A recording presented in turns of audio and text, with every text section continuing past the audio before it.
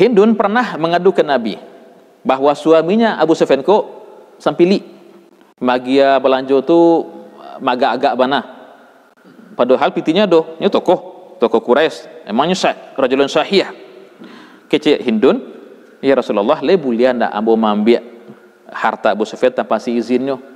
Sabu kebutuhan kami banyak, ambo jo anakmu banyak, denyo agak betong mana masalah piti belanja ko. Aku tuh Nabi, khudhi ma yakfiki wa waladaki bima'ruf. Ambillah apa yang mencukupkan bagimu dan anakmu secara ma'ruf. Ya, dalam batas yang wajar. Engkau sebagai seorang istri seorang tokoh, silakan ambil yang sesuai dengan engkau.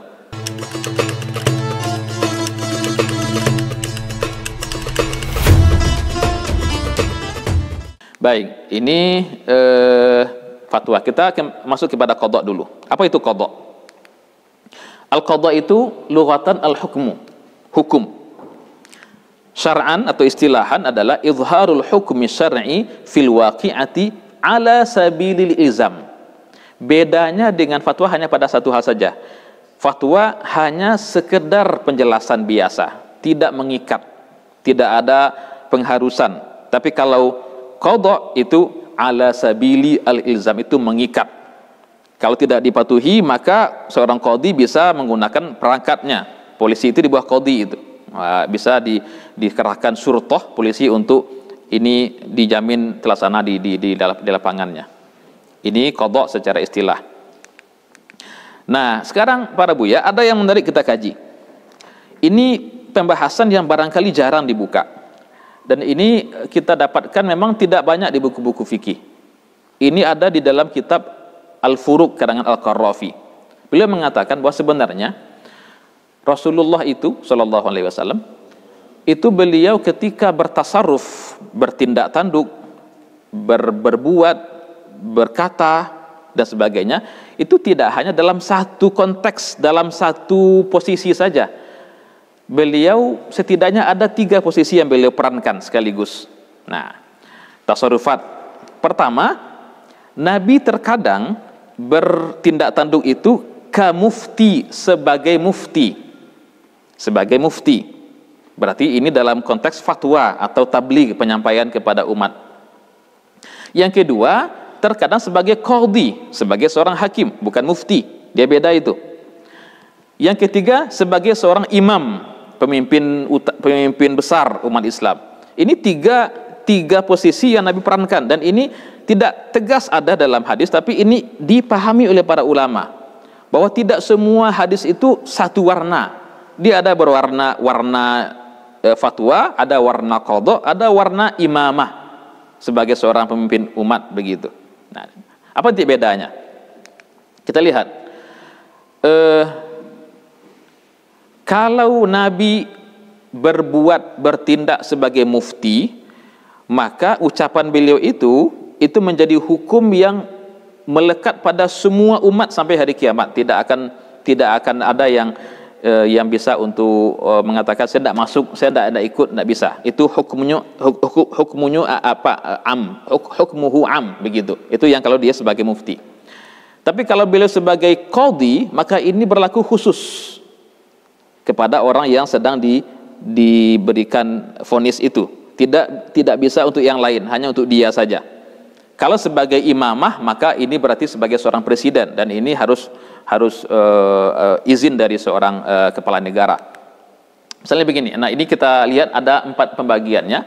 Pertama, qismun ittafaqal ulama'u ala annahu tasarrufun bil imamah kal iqta' wa iqamatil hudud wa irsali al juyus wa nahwiha.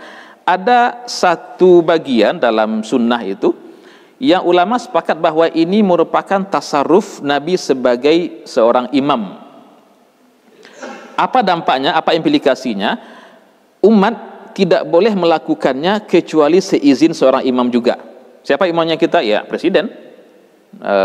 Nantilah kita tidak usah berdebat masalah apakah itu wali amri, itu wali amri, itu kan masalah yang panjang juga itu. Tapi secara umum, kalau Nabi bertindak sebagai imam, berarti hukum ini baru boleh dilakukan kalau sudah ada izin dari seorang imam di masa sekarang. Apa misalnya? Seperti al-iqta', pembagian daerah ini tidak boleh sembarangan. Gitu saja misalnya aku untuk aku ambil untuk tidak bisa, harus si izin penguasa, si izin yang punya kewenangan. Kedua, iqamatul hudud, menegakkan hudud. Dulu pernah ada berita di satu daerah di Jawa itu, lupa Jawa apanya, ada sekelompok masyarakat mungkin ghirahnya tinggi untuk menegakkan hudud kok, sehingga menegakkan hudud di antara mereka saja. Saya nan menciluk langsung dipotong tangannya. Saya nan berzina langsung dicambuk kalau masih gadis, masih bujang, dan dirajam kalau ala menikahkan, gitu dari hukum Islam. Bagus semangat mereka itu. Dan ada memang yang berzina kemudian sukarela mengatakan silakan rajam ambo. Nah, kan gitu. Banyak ingin tathhirun nafs, kan gitu kok. Diberikan award, hadiah bagi orang yang mau ditegakkan untuk dia hukum Islam. Pertanyaannya, apakah sah seperti itu? Sekelompok orang di dalam negara yang berdaulat ingin menegakkan hukum sendiri. Memang itu syariah, itu hudud, betul, ada dasarnya. Tapi apakah boleh tanpa izin dari imam pemerintah? Tidak sah. Niat mereka kita apresiasi, bagus, semangat untuk menegakkan hudud itu bagus. Tetapi Nabi menegakkan hudud sebagai seorang imam, berarti hudud harus ditegakkan atas seizin dari imam penguasa. Nah itu. Jadi ini di antara contoh. Juga kemudian mengutus pasukan untuk berperang. Tidak bisa sembarang orang saja perang kini kok kabesina. Tidak bisa. Kita punya negara, harus ada izin dulu. Jadi semangat itu bagus, tapi harus dikawal oleh syariat. Nah, jangan kok kita terlalu mengedepankan ghirah, tapi kemudian sudah kebablasan. Yang kedua, ada qismun ittafaqal ulama ala annahu tasarrufun bil qada. Satu bagian di dalam sunnah itu yang ulama sepakat ini merupakan tasarruf sebagai qadhi, sebagai hakim, seperti ilzamid duyun. Nabi pernah mengatakan kepada sahabat, siapa itu? Bayar hutangmu sekarang juga. Itu Nabi sebagai qadhi ketika itu. Memang sudah datang orang yang minta hutang kepada dia, harus dibayar. Atau Nabi kemudian menentukan harga di pasar, atau menyerahkan barang-barang, atau membuat mata uang, atau misalnya menghapuskan atau membatalkan nikah-nikah yang sudah mulai rusak dan dikadukan ke beliau. Ini Nabi sebagai qadhi. Maka tidak sembarang orang yang bisa seperti itu, harus qadhi juga, harus hakim juga, yang itu adalah ranahnya hakim, bukan ranah sembarang orang. Walaupun kita ulama juga, tapi ini bukan juga ranah ulama, ini ranahnya ranah hakim. Yang ketiga, ada qismun ittafaqal ulama ala annahu tasarrufun bil futya. Satu bagian yang ulama sepakat ini merupakan fatwa, berarti ini berlaku secara umum. Ya, seperti menjelaskan mengenai hukum-hukum syariat, sholat, puasa, ini adalah sebagai mufti, sebagai rasul, berarti berlaku secara umum. Nah, yang keempat ini yang jadi masalah. Qismun ikhtalafal ulama hal huwa mundarijun fil imamati awil qada'i awil futiyah. Ada bagian yang ulama berbeda pendapat, apakah ini Nabi bertindak sebagai seorang imam kah, sebagai seorang qadhi kah, atau sebagai seorang mufti. Nah, ini yang menjadi madarikun nazar oleh para ulama, tempat mereka berdebat untuk menganalisa dan sebagainya. Ini beberapa contoh yang nyata. Pertama, hadis man ahya ardan mayyitatan fahiyalah. Siapa yang menghidupkan daerah atau tanah yang mati, tanah tidak ada yang punya, maka tanah itu menjadi milik dia. Katakan ada beberapa hektar yang tidak ada yang punya, dan kita punya inisiatif untuk menghidupkannya, kita kelola, maka itu menjadi milik kita yang mengelolanya. Pertanyaannya, hadis ini Nabi katakan apakah sebagai seorang imam penguasa, atau sebagai seorang qadhi, atau sebagai seorang mufti? Apa nanti dampaknya? Kalau ini dikatakan Nabi mengatakan sebagai seorang imam, maka menghidupkan daerah atau area yang mati itu untuk menjadi milik kita, itu harus seizin penguasa. Tidak bisa sembarangan. Karena hadis ini diucapkan dalam konteks sebagai seorang imam. Ini khilaf para ulama. Abu Hanifah mengatakan, hadza minhu tasarrufun bil imamah, fala yajuzu li ahadin an yuhyiya ardan illa bi iznil imam. Kata Abu Hanifah, ini merupakan tindak tanduk Nabi sebagai imam. Maka apa dampaknya? Tidak boleh seorang pun menghidupkan atau mengolah sebuah daerah tanpa seizin penguasa. Harus izin dulu. Kalau diizinkan untuk jadi milik kita, silakan dikelola. Itu sudah milik kita tanah itu. Tapi kata Imam Malik dan Syafi'i mengatakan tidak. Hadza minhu tasarrufun bil futya. Ini adalah fatwa. Berarti bisa kita menemukan daerah yang tidak ada pemiliknya dan itu kosong, bisa dikelola, kita kelola dan jadi milik kita. Karena ini sebagai fatwa Nabi, bukan sebagai imam. Ini yang menjadi khilaf para ulama nanti. Contoh yang kedua, hadis Rasulullah kepada Hindun binti Utbah. Hindun yang istri Abu Sufyan, ibunya Muawiyah. Hindun pernah mengadu ke Nabi bahwa suaminya Abu Sufyan kok sampili magia belanjo tu agak-agak bana. Padahal pitinya nya tokoh Quraisy. Emangnya rajulun syahiyah. Kece Hindun, ya Rasulullah, le bulia ndak ambo mambia harta Abu Sufyan tanpa si izinnya. Sabo kebutuhan kami banyak, ambo jon anakmu banyak. Denyo agak betong mana masalah piti belanjo kok. Aku tuh Nabi, khudhi ma yakfiki wa waladaki bima'ruf. Ambillah apa yang mencukupkan bagimu dan anakmu secara ma'ruf. Ya, dalam batas yang wajar. Engkau sebagai seorang istri seorang tokoh, silakan ambil yang sesuai dengan engkau. Nah, hadis ini Nabi ucapkan apakah dalam konteks sebagai seorang imam, sebagai seorang qadhi, ataukah sebagai mufti. Dan ini akan berdampak nanti berbeda dalam implikasinya. Kalau hadis ini diucapkan sebagai seorang mufti, maka ini berlaku untuk semua istri sampai akhir zaman. Silakan diambil. Tapi ingat, itu kalau seandainya belanjo ndak cukup dia gedek laki-lakiku le berado. Boleh halal bagi istri mengambil harta suami tanpa izin kalau belanja dia tidak mencukupi, padahal suaminya bukan orang yang miskin. Kalau hadis ini diucapkan dalam konteks sebagai seorang mufti.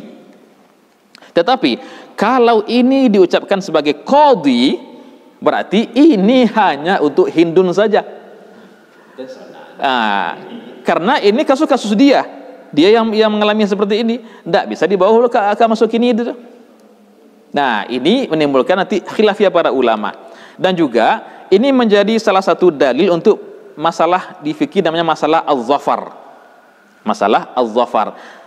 Az-zafar itu adalah masalah model itu. Katakanlah Bazul Hamdi berutang ke ambo. Utangnya katakanlah 2 juta. Lah ditunggu-tunggu nak judi bayi di beliau. La bagi pulau pasan babang piti ambo baah. Lai bekuk lah, besok lah. La mojo lai. Ambo sempat ke rumah beliau, pergi bertamu. Nampak di meja tu ada peti 2 juta terletak. Iko pas mana jumlah yang piti ambo kini ko. Boleh nak memahami itu? Itu namanya masalah az-zafar. Az-zafar dalam fikihnya. Nah, kalau seandainya hadis itu dikatakan sebagai fatwa, maka ambo boleh mengambil piti tanpa izin beliau. Ke piti-piti ambo kok. Hak ambo di situ ada. Atau katakan anda piti, cuma ada HP yang harga 2 juta. Bila mengambil? Kalau dipahami itu sebagai fatwa. Tetapi kalau itu sebagai qadha, tidak boleh. Walaupun dapat benar lambo harta piti beliau 2 juta itu tanpa izin beliau, haram juga. Atau nampak benar HP 2 juta, haram juga. Nah, itu nanti menjadi khilaf para ulama. Kalau beberapa ulama mengatakan hadza tasarrufun minhu bil futya li'annahu ghalibu ahwalihi fa'ala hadza man zafira bi jinsi haqqihi aw bi ghairi jinsihi ma'a ta'azzuri akhdhil haqqi mimman huwa alaihi jaza lahu akhdhu hatta yastawfi. Berarti kalau ini fatwa, kalau kita punya piutang, orang berutang ke awak, dan nampak ado harta tu nampak darinya, bisa awak ambil walaupun nyo ndak tahu, nyo ndak izin. Itu kan harta awak. Ataupun yang sejenis dengan itu, yang seharga dengan itu kita bisa ambil. Tetapi kata Imam Malik tidak begitu. Ini bukan fatwa, ini qada. Berarti tidak boleh mengambil walaupun itu adalah hak awak di situ ada, namun harus seizin dari beliau yang punya. Ini contoh yang kedua. Contoh yang ketiga, hadis man qatala qatilan falahu salabu. Dalam masalah perang, siapa yang membunuh musuh di medan perang, maka dia berhak mendapatkan salabnya. Salab ini adalah harta yang dimiliki si musuh, kudo yang ditungganginya, baju besi yang dipakainya, pedang yang dibawanya, itu menjadi hak awak yang membunuhnya. Itu sebenarnya Nabi katakan untuk memotivasi para sahabat untuk berperang. Kalau bekok dapat musuh nak agak badagok sekali, nak agak bapunyuluh itu, awak akan dapat untung tu. Bisa dirampas apanya, kudonya, mahal kudo tu. Tapi dia awak nanti apanya, baju besinya. Hanya masalahnya hadis ini, apakah Nabi ucapkan dalam konteks sebagai imam ataukah sebagai mufti? Nah, kita lihat. Imam Malik mengatakan hadza tasarrufun minhu bil imamah. Hadis ini diucapkan dalam konteks sebagai imam. Fala yajuzu li ahadin an yakhtassa bi salabin illa bi iznil imam. Maka tidak boleh seorang tentara, seorang mujahid untuk mengambil salab atau harta musuh yang dibunuhnya itu kecuali atas seizin imam dulu. Kalau imam sudah mengizinkan, silakan ambil lah punya aku tu mah, baru dia ambil. Kalau enggak boleh. Kenapa? Ini hadisnya bukan hadis fatwa, hadis bagi imam. Dan ini juga berbahaya nanti kalau seandainya ikut dipakai secara umum, beko tentu mujahid itu akan mencari saja musuh nan agak berdaguk si haratonya kan gitu. Padahal ada yang lain mungkin lebih berbahaya, mungkin lebih berani banyak membunuh orang muslim, tapi deknya mengintai harta musuh aku, kudo yunan gagah, kemudian pedang yunan maha, mungkin baju yunan narancak, itu sudah kerjaannya itu. Yang lainnya yang baik saja lah. Aku bahayanya kalau dibiarkan itu menjadi fatwa. Maka kata Imam Malik, ini adalah qada, ini adalah imamah. Berarti harus dulu ada izin dari imam atau menang perang, bahwa kalau dapat nanti musuh dibunuh, silakan milik aku tu mak, baru diboleh kalau tidak boleh, kalau tidak disampaikan begitu, maka tidak ada haknya untuk mendapatkan.